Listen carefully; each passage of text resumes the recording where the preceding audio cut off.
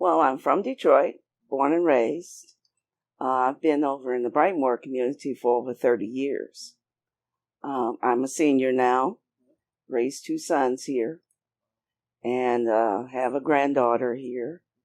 So my family's from here. So I've been to school here, worked here, retired here. I came to work at the Brightmoor Connection. We started many years ago. It's been quite a bit, quite a while. And Reverend Rosalind started at Cathedral of Faith, and I joined her there. And from there, it's grown. We've been here, committed to our clients and to the community. What made you reach out to the Brightmoor Connection? Is that something that I guess, how did you encounter the pantry in the first place? Well, as I said, I started with Reverend Rosalind, and from Cathedral of Faith, right. And the pantry there that she started there became a collaboration with other churches and organizations, and then that came. Brightmoor Connection came out of that. And so that's just a continuation of what we've been doing in the community. It just broadened and got bigger for us anyway. But that's how the Brightmoor Connection got started. How long has it been since then? Oh, maybe, well, I'm not sure. Maybe the connection, I don't know, maybe 8 years, maybe 8. Maybe more, I'm not sure. But I'm sure that we've been doing this work for over 10 years. So, yeah, it's just expanded and gotten larger. Can you tell us a little bit about your role in the pantry and the overall work that you've been doing over here? Well, my role is basically I'm under our director, which is Reverend Rosalind, and been her assistant for all these years. And what we try to do is to be a resource as well as to help people through these difficult times that they have with food and water and clothing. So that was a big expansion there. We also help with other things that, when in need, sometimes just to talk to somebody. Okay, sometimes just to come in and sit and have a safe place to just sit. You see the community getting together here, talking issues that they're concerned about that affects them. It really has expanded, and the work is rewarding because it's my neighbors. These are my neighbors. And I understand what they're going through because we've gone through pretty much the same thing from time to time over 30 years. I've experienced much of what our neighbors are experiencing now. So that is the kind of work that we do. Sometimes people come in and they're really not shopping for the food. It brings them to other issues, and they're able to sit down with Reverend Rosalind and talk about those issues. Sometimes they'll just speak about it to me. So it's needed, and I'm grateful for it because I've been a recipient. Those conversations that are so important to build community, to rebuild soul. Yeah. Give that hope. Yeah. So you mentioned about how over the years how the community has changed, how families have experienced all these changes in different ways. Could you maybe go over some of the different ways that Brightmoor has changed since 10, 15, maybe even 20 years ago? Well, there's a loss of community in the sense of people have moved. Houses have gone into foreclosure. School closings. It's it's a gentrification. We know that. Okay. And in that, people experience job loss. They experience water shutoffs, high rent. And you would think, why would rent would be high when there's so few people, You have homelessness here, a great deal of it. That's changed over those 15 years where you may not have seen that. Now you see it.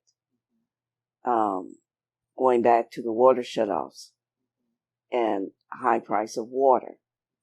You see that where you didn't see it 15 years ago. School closings. So you see children crowded into schools now, trying to get to school. Their parents having that situation. With job loss, there comes in, of course, income loss. So there has to be there's a need for supplemental for us. I say that because my family has experienced it. They've experienced job loss, shutoffs, schools having to shift and getting my granddaughter to school, which means gas. And when you only have one and sometimes another income, that becomes a challenge. Whereas here with the food pantry, at least the food helps to supplement some of that cost. Because then you can use that money for gas, you can use it for other things. And that happens in a lot of families. So that's some of the big changes here in Brightmoor over the last 10, 15 years. Mm-hmm. My name is Teresa Dixon. I'm a part of the Brightmoor Connection Food Pantry here in Brightmoor. Mm-hmm.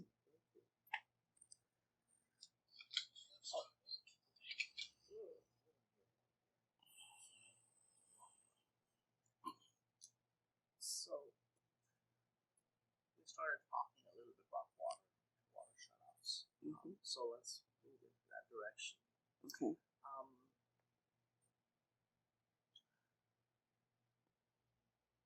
First of all, tell me a little bit about your own experience with water shutoffs. Well, over the 30 years that living here, I've experienced it personally once with my family, with me being the head. Again, with my children being the head of their household. The water cost was high. When was that? Well, for one, it was recent. This was in this year, matter of fact. For the one who had, he had paid the bill, got another bill threatening, and the bill was only 10 cents left on, and a threat of shut off. These are the kinds of things that give young people anxiety, because if you've experienced the shut off before, if you've had a shut off, you know how you have to deal with bathing or even washing up, food. I mean, everything you do is centered around water. And if you want a cup of coffee, tea, a glass of milk, water. And that experience really, once you're shut off, it does give a frightening, the threat of being shut off. It gives a frightening feeling anxiety and wondering because you've been, if you've ever been through it and what you had to do, getting your children up to go to school, wash, it's just everything is around water. These are the kinds of things not only my family, but I know other families are dealing with today. With the high cost of water, and we have a right to water. We have a right. So this happened, you said, this year, Mm-hmm. Was this was one of your children's? Mm-hmm. Mm-hmm. Did he call you scared and in a panic, say, "Hey, Mom, this is what happened. Yep. What do I do?" Yeah. That's exactly it. That's exactly it. And resources usually, I call Rev. What can we do? He received some water from here. We got some water, and of course I gave her follow-ups on what else can we do, what needs to be done, and I relayed that to him. As I said, got the bill paid, water. So it was a short time, but nevertheless, here comes the next bill, and the shutoff notice for 10 cents. The anxiety hit again, then the anger. They're angry now. They've had to come to me, come to Rev, and now they've done what they're supposed to do, and here comes the water company threatening you over 10 cents. What didn't I do? That's that feeling of I'm coming up short all the time. Was something about me. How come I didn't see 10 cents? And what can I do? There's nothing you've done. There's nothing you've done. You didn't do anything wrong. Bill was paid. And they still threatened to cut you off again for 10 cents. I imagine something like that would make someone feel very precarious, like very unsure of where exactly you stand. Where you stand and who you are. Right. Mm-hmm. It becomes very personal. Very personal. And as I said, you become angry. You begin to, think, what have I done? What more can I do with what I have? You're cutting everything out just to pay this water bill, and you've humbled yourself, not only to come to your mother, but to also a friend. You've done that. Now, how much more do I need to do? And that's what's happening with these water shutoffs and threats. It just demeans people. What was his experience contacting the water department after that to pay the bill and get it all taken care of eventually? Remember at the listening session we were all in, a lot of the ladies talked about how customer service wasn't necessarily always very nice in talking with you. Sometimes they could be very brusque. And so, what was your child's experience in that same situation? Contacting BWSD and saying, "Hey, I got this letter for 10 cents. I paid my bill, and I can definitely pay the rest of the amount. What do I do next? How will you put the water back on for me?" So do you know anything about that experience from him? Well, that part, as I said, the water was turned back on. It was fine. This bill came, I guess, the month after, whatever. Just went and paid it. But the effects of it, because of course, you're not going to sit there and 10 cents. Right. It's the threat of it. Okay, for us it was 10 cents. For someone else it may be a nickel. It's the threat of it. You've already done it. Now I'm threatening you. If it happens again, even for 10 cents, we'll turn it off. So he just paid. He just paid it. And I know him well enough. No, he didn't discuss it with a teller or anything. Just paid it. Because it's an embarrassing situation. You know, what is the teller thinking? I didn't have the 10 cents. I couldn't, reach over to someone and say, you got 10 cents? So it's an embarrassment. And knowing him, he didn't say anything. He just paid it. He was angry, and his wife was angry, and they let me know, but I know they didn't talk to them at all. Not at all. You also mentioned how when you were head of the household, so that you received a shut-up notice as well. When was that? That was some years ago. Okay. My boys were much younger. They were in their teens. And matter of fact, we had just moved there. These are 80s. I can tell you exactly 1988, and I think it probably happened about 1989 that it happened, and my boys were still in school.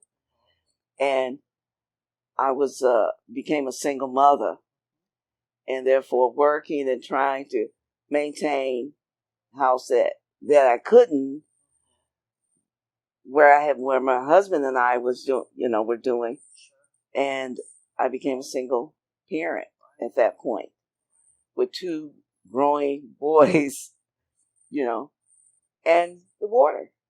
A lot of responsibility. And then it wasn't as high as it is now, and it was coming every 3 months, and I still fell short with 1 income, and so the water was shut off. Not for long. Because same way, there were resources for me to go to. Back then it was Salvation Army. I think they helped me, if I remember right. And so it wasn't for long, but it was long enough to have the experience of not having water and having children to try to get to school and clothes to wash, bathing. It was horrendous. So that was my experience. And I needed that resource to help me pay it. And as I said, it wasn't as high as it is today. So I know this was a while ago, 1988, but when you think back to that experience, and you look at really what's happening around us right now, with the shutoffs for so many of your neighbors, are there any differences in terms of how it was rolled out? So, for instance, right these days, you've got the blue paint on the sidewalks, you've got the very little notice or warning at all for the shutoffs. So was it very similar in those days as well in 1988, or? No, it's evolved. You would have someone knock on the door back then and tell you, ask you about your bill and let you know I'm getting ready to shut it off. What I understand today, as you say, is a blue line. It's more open. People know what's going on at your house. They may not have known what's going on in mine, simply because the person may come in an unmarked car, their own car, and may just go and turn it off. So would they knock on your door and say, "Hello, some would. Mrs. Dixon, you're behind in your bill. We're going to shut your water off if you don't pay your bill." And they may give you a couple of hours or a day or two, and then come back. So that's a difference from what's happening now. Now it's a blue line. Everybody knows. Nobody, not necessarily would know unless I tell them that my water was being shut off. They may say, "Oh, I don't know who that person, if they're peeping out. I wonder if it's a bill collector," or, they didn't necessarily have the truck signs and all of that. They may come out, like I said, in their own cars. and they would shut your water off. Today, it's out there. And I think that, as I said, it brings anxiety. People knowing, because there's a stigma, something you've done, something you've not done, or you're doing the wrong thing. There's a stigma between you not having water and people knowing you're not having water. How do you respond when friends and family members, perhaps, in a moment of, moment where they're reaching out for support, they say, Teresa, this has happened and I'm so ashamed that this has happened to me and my family, and I don't know how I let this happen. Mm-hmm. How do you respond? Well, I tell them usually it's not your fault. It's not. It's social economics. Recently, we were having a discussion, and we were talking about in my parents' day, one paycheck took care of 5 people. Okay, my mother didn't work. Okay, my dad took care of 5 people with the bills. Today, you have mother, father, and maybe an adult child working, and it still does not take care of water, lights, and gas. So I tell them it's not you. It's social economics. We have to make a living wage. We're not making a living wage. So in some cases, it's a struggle to pay these bills. And when you only have one paycheck, and the paycheck is from McDonald's or a place that's not paying, even Walmart or Myers, not paying a living wage, it's not going to take care of all the bills. It's just not. So I tell them, it's not you. It's social economics. I know it might be hard to estimate this, but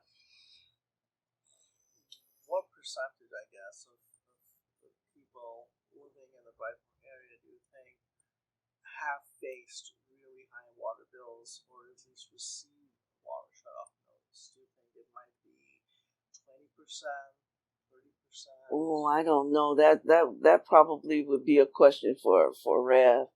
Like I said, a lot, people talk with her. Do you think, sorry. Go ahead. No, go ahead. Do you think most of the people who come to the pantry have experienced either a shut-off notice? Again, that's something that you would have to talk to Rev about. Mm-hmm.